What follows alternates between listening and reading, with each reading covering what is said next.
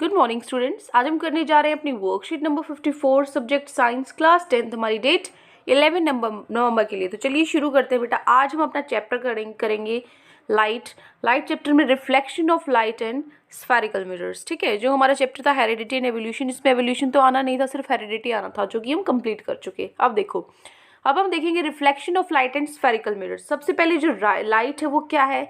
एक एनर्जी है, एक फॉर्म ऑफ एनर्जी है, एनर्जी का एक प्रकार है जिससे हम देख पाते हैं, that enables us to see. ठीक है, प्रॉपर्टीज क्या होती है लाइट की? It does not require any medium to travel. उसको कोई मीडियम की ज़रूरत नहीं होती। मीडियम कहने का मतलब हवा में जा रही है वो, पानी में जा रही है वो, या कोई दीवार है, मतलब जहाँ से भी बता रही है उसको मीडियम की ज़रूरत नहीं है।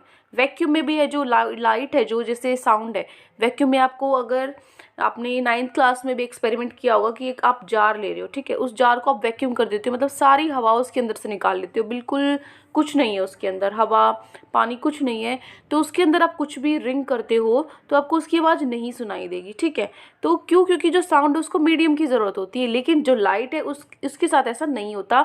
लाइट को किसी मीडियम की ज़रूरत नहीं होती, वो कहीं पर भी जा सकती है, ट्रैवल कर सकती है। दूसरा जो पॉइंट होता है लाइट का, वो है जो लाइट की स्पीड होती है वैक्यूम में वो सबसे ज़्यादा होती है। ठीक है, वैक्यूम बता दिया ना मैंने क्या होता है, जिसमें कुछ नहीं होता, सारी हवा पानी सब उसके अंदर से सब निकाल लिया जाता है, बिल्कुल ब्लैंक होता है वो। तो जो स्पीड है लाइट की वो सबसे ज़्यादा वैक्यूम में ही होती है। कितनी स्पीड होती है?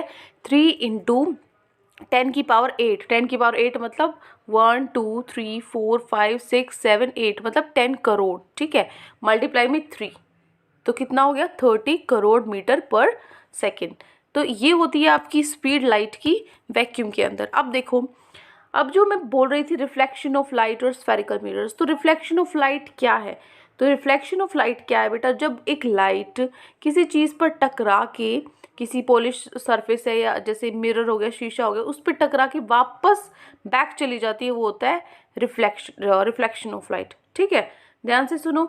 मान लीजिए आपको कोई पॉलिश सरफेस है या फिर आपकी दीवार है, उस पे किसी भी चीज़ पे लाइट टकरा के वापस चली जाती है, तो वो क्या होता है बेटा?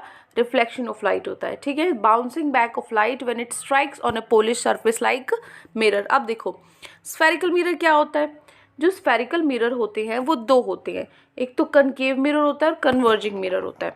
देखो, मिरर क्या होता है? जो एक हाईली पॉलिश सरफेस है, मतलब क्या होता है, एक ग्लास का जो सरफेस होता है वो हमने ले लिया, ठीक है, उसके एक हिस्से को हमने पीछे से पॉलिश कर दिया। आप शीशे को देखोगे, सामने से जहाँ पे आपकी शक्ल दिखती है उस पर कोई पॉलिशिंग नहीं होती, उसके पीछे पॉलिशिंग होती है, उसके पीछे पॉलिश हो जाता है तो आपको अपनी इमेज दिखती है शीशे में।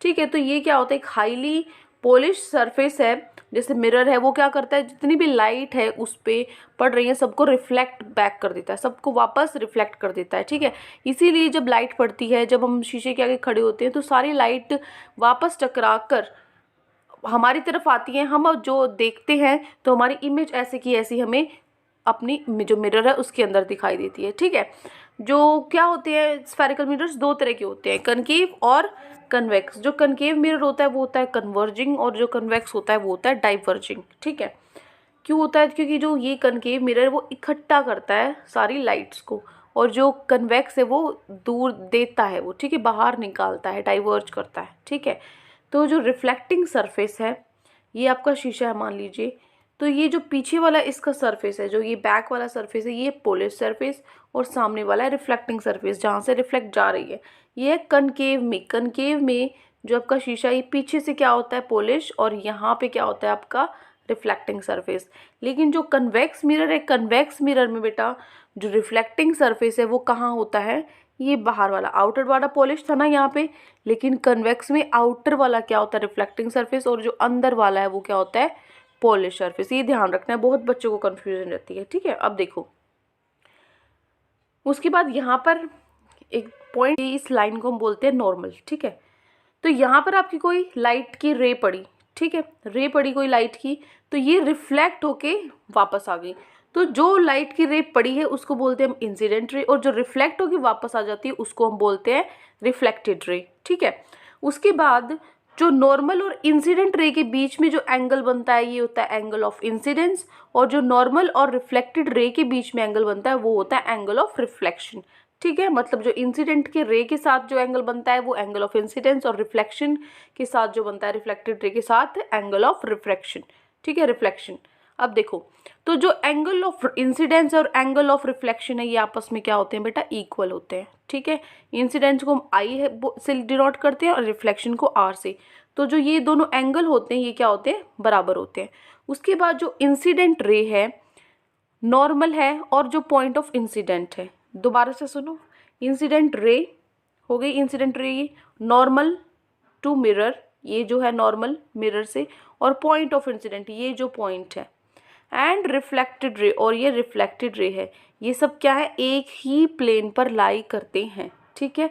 मतलब आपका जैसे 2 डायमेंशनल होता है, 3 डायमेंशनल होता है ना, कि 3 चीज़ों को कवर, 3 डायमेंशंस को कवर के चलता है, ये क्या होता है, एक ही प्लेन पर ये तीनों चीज़ें होती हैं बेटा, ठीक है। ये 2 पॉइंट्स आपको ध्यान रखना है, पहला और दूसरा। पहला पॉइंट, एंगल ऑफ इंसिडेंट और रिफ्लेक्शन बराबर होते हैं। दूसरा, जो इंसिडेंट रे है, रिफ्लेक्टेड रे है, नॉर्मल, और जो पॉइंट ऑफ इंसिडेंट है ये आपस में क्या होते हैं, सब एक ही प्लेन के अंदर होते हैं। अब देखो, उसके बाद है आपका कॉनकेव और कॉन्वेक्स। ये क्या है आपका कॉनकेव मिरर, और ये क्या है आपका कॉन्वेक्स मिरर। ये जो बनती है, जो आपके रे डायग्राम बनते हैं, किस तरीके से बनते हैं, इसके कुछ रूल्स होते हैं, ठीक है। जिससे क्या होता है, सबसे पहले आपको पता होना चाहिए, मान लीजिए ये है हमारा ये कनकेव मिरर, कनकेव मिरर के अंदर हम बाहर से क्या करेंगे, पॉलिश, और अंदर की तरफ है हमारा मिरर। तो आपको क्या करना है, एक लाइन ड्रॉ करनी है। ये जो स्ट्रेट लाइन होती है इसको हम बोलते हैं प्रिंसिपल एक्सिस, ठीक है। देखो, जो प्रिंसिपल एक्सिस है वो क्या है, प्रिंसिपल एक्सिस क्या है, line joining the pole on centre. ये क्या है, सेंटर ऑफ कर्वेचर। मान लीजिए जो ये आपका स्फेरिकल मिरर है, मतलब क्या होता है बेटा, देखो जो मिरर होता है उसको, वो गोल है, अगर हम उसको बीच में से काट दें तो ये मिरर बन गया, ठीक है। उसका इतना हिस्सा काट दें तो मिरर बन गया। अगर इसको हम पूरा करें तो ये स्फेरिकल मिरर होता है। तो इस स्फीयर का जो सेंटर होता है उसको हम सी से लिखते हैं, जिसको हम बोलते हैं सेंटर ऑफ कर्वेचर। इसको हम सी से लिखते हैं, जिसको हम क्या बोलते हैं, सेंटर ऑफ कर्वेचर। तो सेंटर ऑफ कर्वेचर क्या होता है, part of sphere and it's called its centre. जो इसका सेंटर होता है वो होता है सेंटर ऑफ कर्वेचर, ठीक है। तो जो लाइन पोल को जोड़ती है, पोल क्या होता है, the centre of reflecting part is called pole. जहां से रिफ्लेक्ट होके जाता है ये क्या है, ये है पोल आपका, ठीक है। ये जो पॉइंट है यहाँ पे बीच में ये है पोल। तो जो पोल है, पोल और सेंटर ऑफ कर्वेचर के बीच जो लाइन है ये सेंटर ऑफ कर्वेचर है, और ये पोल है। तो ये जो लाइन हमारी ड्रॉ हुई है इसको हम बोलते हैं प्रिंसिपल एक्सिस। इसको हम आगे तक बढ़ा देते हैं। तो ये हो गया प्रिंसिपल एक्सिस, ठीक है। तो प्रिंसिपल एक्सिस हो गया, पोल हो गया, सेंटर ऑफ कर्वेचर हो गया। अब देखो अपर्चर क्या होता है, अपर्चर इसमें है mn। ध्यान से देखोगे, ये आप इस फिगर में देखोगे, ये है आपका mn। ये जो आपकी ये चीज़ है इसको हम बोलते हैं अपर्चर। मतलब 2 जो एक्सट्रीम पॉइंट्स होते हैं स्फेरिकल मिरर में, कि ये पॉइंट हो गया, कि ये पॉइंट हो गया, ये क्या होता है बेटा, ये होता है अपर्चर, ठीक है। उसके बाद रेडियस ऑफ कर्वेचर क्या होता है, रेडियस ऑफ कर्वेचर क्या होता है, मिरर है जो वो एक पार्ट है स्फीयर का, ठीक है। तो स्फीयर है उसकी कुछ ना कुछ तो रेडियस होगी। तो जो स्फीयर, जो मिरर है वो एक पार्ट है स्फीयर का, और जो रेडियस है स्फीयर की, उस स्फीयर की जो रेडियस है उसको हम बोलते हैं रेडियस ऑफ कर्वेचर, ठीक है। ये तो क्या हो गया, सेंटर ऑफ कर्वेचर, और ये क्या हो गई, रेडियस ऑफ कर्वेचर। अब देखो फोकस, फोकस क्या होगा, जो पॉइंट ऑफ कन्वर्जेंस या डाइवर्जेंस है लाइट का इन्फिनिटी से, वो क्या होता है फोकस। मतलब जहाँ पे लाइट आके कन्वर्ज होती है, जहाँ पे लाइट आके आपकी कन्वर्ज होती है या डाइवर्ज होती है, मतलब आप इकट्ठी होती है या फिर बाहर की तरफ निकलती है, ठीक है, वो क्या होता है बेटा, फोकस होता है। उसके बाद फोकल लेंथ क्या होगी, जो डिस्टेंस पोल से फोकस तक होगा वो क्या होगी, फोकल लेंथ, है ना। ये पोल है, ये क्या है आपका फोकस है, तो ये जो डिस्टेंस है ये क्या होगी, फोकल लेंथ, ठीक है, जिसको हम किससे डिनोट करते हैं, एफ से डिनोट करते हैं। जो फोकल लेंथ होती है वो क्या होता है, फॉर्मूला होता है, जो रेडियस ऑफ कर्वेचर है उसकी हाफ होती है, रेडियस ऑफ कर्वेचर की हाफ क्या होती है, फोकल लेंथ, ठीक है। ये फॉर्मूला आपको ध्यान रखना है। अब देखो, अब यहाँ पे कुछ रूल्स हैं, या कुछ रूल्स हैं रे डायग्राम्स बनाने के लिए स्फेरिकल मिरर की इमेजेस। तो देखो, जो रे फर्स्ट आपका है, जो रे पैरेलल होती है प्रिंसिपल एक्सिस के, मान लीजिए ये तो आपका प्रिंसिपल एक्सिस है ही, तो कोई लाइट इसके पैरेलल आ रही है, पैरेलल मतलब ये कभी नहीं मिलती ऐसे, देखो इसको स्ट्रेट ड्रॉ करोगे तो कहीं जाकर नहीं मिलेगी ये। तो जो पैरेलल लाइन है, रे जो पैरेलल है प्रिंसिपल एक्सिस के पैरेलल है, वो क्या करेगी, वो फोकस से जाएगी। तो ये रिफ्लेक्ट होके कहाँ से गई बेटा, देखो फोकस से गई, है ना। ये क्या था, फोकस था, फोकस से गई after reflection and vice versa, reflection के बाद, ठीक है। इसका उल्टा भी होता है, अगर फोकस से कोई लाइन जा रही है तो वो सीधी उसके पैरेलल जाएगी, ठीक है। अब देखो, ये कनकेव मिरर में दिखाया हुआ है, ये कन्वेक्स मिरर में दिखाया हुआ है, ठीक है। तो यहाँ पर भी वही होगा, क्या होगा, यहाँ पे कन्वेक्स में इमेज आई यहाँ पर, लेकिन जो बेटा आपकी बार फोकस है, जो ये मिरर कन्वेक्स मिरर है, तो ये कहाँ बनेगा, पॉलिशिंग सरफेस ये है। अब इस तरीके से है, तो यहाँ जो फोकस है यहाँ से वो रिफ्लेक्ट होकर जाएगी पीछे, ठीक है। इसके अभी मैं आपको बताऊंगी, जैसे रियल इमेज बन रही है, वर्चुअल अगर शीशे के सामने बन रही है या शीशे के अंदर पीछे आपको इमेज दिख रही है, तो वो रियल वर्चुअल ये सब क्या होता है। सबसे पहले आपको बस ये रूल्स 3 ध्यान रखो। पहला रूल कि कोई रे पैरेलल है प्रिंसिपल एक्सिस के तो वो फोकस से पास होगी, ठीक है। दूसरा रूल है कि जो रे पास हो रही है सेंटर ऑफ कर्वेचर से, वो कहाँ से रिफ्लेक्ट होएगी, सेम पाथ से ही, मतलब जहाँ से आई है वही उसी पाथ से वापस हो जाएगी। कहने का मतलब ये देखो, दिखा देती हूँ मैं, यहाँ पे ये वापस आई और आपको यहाँ पे एक ही लाइन दिखेगी, यहाँ से वापस आई और यहीं से वापस चली गई, ठीक है। तो ये क्या होगा बेटा, ये होगा हमारा सेकेंड रूल, जिसमें जो रे है अगर वो कर्वेचर से आ रही है तो वापस कर्वेचर से ही चली जाती है। यहाँ पे भी कर्वेचर से जा रही है तो वापस कर्वेचर पे चली जाती है, ठीक है। उसके बाद है ray incident obliquely at the pole reflects obliquely such that the angle of incident is equal to angle of reflection. जो रे ऑफ इंसिडेंट है इस तरीके से आ रही है इस पे, जैसे हमने अपना रूल भी किया था, जो एंगल ऑफ इंसिडेंट है और वो रिफ्लेक्शन के इक्वल होता है। यहाँ पे वो कोई एंगल बना रही है तो वो रिफ्लेक्ट भी उतने ही एंगल के बराबर से होगी, ठीक है। ये हो गया हमारा थर्ड रूल। तो ये थी आज हमारी वर्कशीट में रिफ्लेक्शन ऑफ लाइट के बारे में। अब चलते हैं हमारे क्वेश्चन आंसर्स पे। फर्स्ट हमारा क्वेश्चन है, right the rules for images through spherical mirror and draw the रे डायग्राम्स। आपको रूल्स बनाने हैं स्फेरिकल मिरर के और रे डायग्राम्स बनाने हैं। तो देखो ये है हमारा आंसर नंबर 1। पहला रूल है, ray parallel to principal axis pass through principal focus after reflection and vice versa. दूसरा रूल है, जो रे सेंटर ऑफ कर्वेचर से पास हो रही है वो सेम पाथ से वापस रिफ्लेक्ट बैक हो जाएगी। और तीसरा, जो इंसिडेंट रे आ रही है तो उतने ही एंगल पे रिफ्लेक्ट हो जाएगी, मतलब एंगल ऑफ इंसिडेंट है वो एंगल ऑफ रिफ्लेक्शन के इक्वल होगा। ये क्या होगा आपका थर्ड रूल। तो आंसर नंबर 1 में ये 3 रूल्स आपको लिखने हैं। और उसमें बेटा ये भी बोला गया है आपको ड्रॉ द रे डायग्राम्स, आपको डायग्राम्स भी ड्रॉ करने हैं। तो मैंने फर्स्ट सेकंड थर्ड के लिए नीचे डायग्राम्स ड्रॉ किए हैं। फर्स्ट के लिए डायग्राम है, फर्स्ट हमारा रूल क्या था, फर्स्ट था कि जो पैरेलल जाएगी लाइन वो वापस रिफ्लेक्ट होके फोकस से आ जाएगी, फर्स्ट होगी।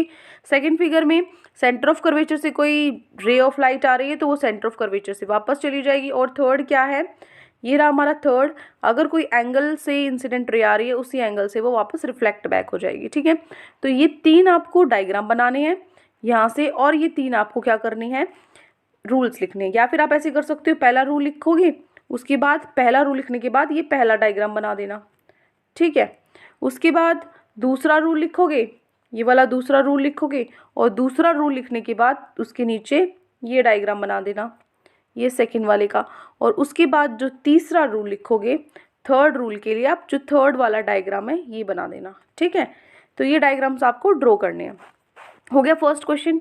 अब आता है हमारा सेकंड क्वेश्चन। देखो सेकंड क्वेश्चन क्या है, आपको एक कनकेव मिरर बनाना है, उसके अंदर pole focus of centre of curvature आपको दिखाना है। तो देखो क्या करोगे, ये जो है ये हो गया आपका आंसर नंबर 2। ये एज इट इज़ जो मैंने आपकी वर्कशीट है वहाँ से लिया है, उसमें इसमें प्रिंसिपल ऑफ फोकस आपसे तो सिर्फ पोल फोकस और कर्वेचर पूछा है, ठीक है। तो इसके अंदर से आप ये भी, इसमें ये फोकल लेंथ है, जो प्रिंसिपल एक्सिस है, सब कुछ है इसमें। तो ये डायग्राम आपको बनाना है, ठीक है। आंसर नंबर 2 में सर्कल ड्रॉ करोगे, जो आपका कंपास है प्रकार है वहाँ से सर्कल ड्रॉ करोगे, एक स्ट्रेट लाइन लगाओगे सेंटर से, और इसके अंदर CFP मतलब पोल फोकस सेंटर ऑफ कर्वेचर ये सब लिख देना, प्रिंसिपल एक्सिस वगैरह, ठीक है। तो ये हो गया आपका आंसर नंबर 2। तो ये 2 क्वेश्चंस आज आपकी वर्कशीट में गिवन थे। आई होप आपको अच्छे से समझ में आ गए हैं, पूरी वर्कशीट भी और ये क्वेश्चंस भी। अगर कोई भी डाउट है आपको किसी भी तरह का तो कमेंट सेक्शन में मुझे ज़रूर बताएं, और अगर आपको हमारी वीडियो अच्छी लगे तो हमारे चैनल को सब्सक्राइब करें। Thank you and have a great day.